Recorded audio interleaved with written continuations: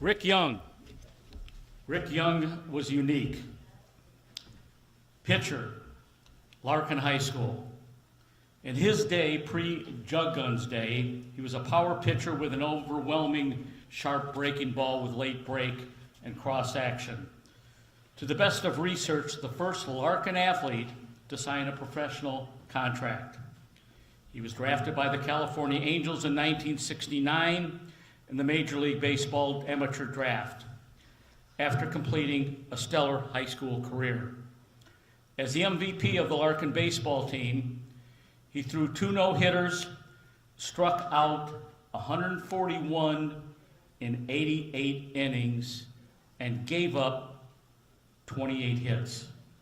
28 hits in 88 innings, 141 strikeouts, and an ERA of 0.63. I've always appreciated the anecdotal stories I've heard from former teammates and opponents. I heard such words as awesome competitor, as good a hitter as a pitcher, excellent defense.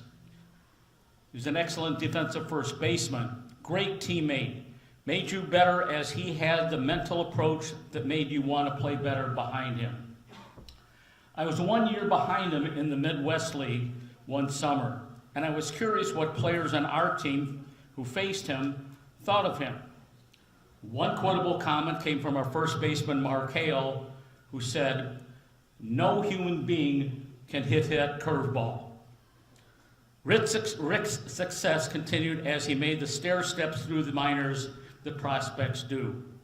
He stood out once again with stops at the Quad Cities, Shreveport, and Salt Lake City, where he made the AAA All-Star team.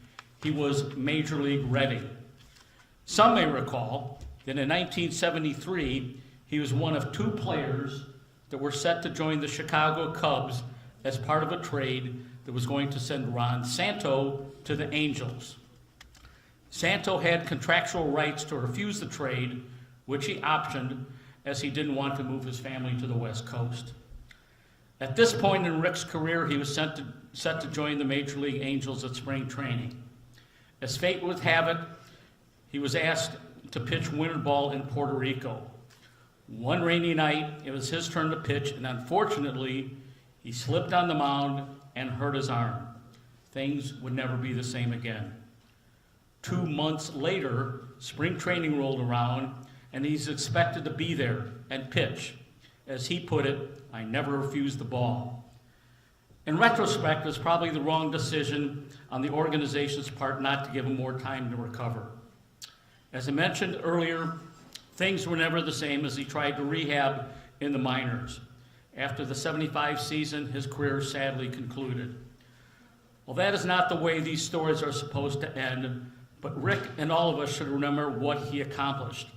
One of the best pitchers in the history of the city, and a flock of teammates that had admired his competitive spirit and were proud to play behind him.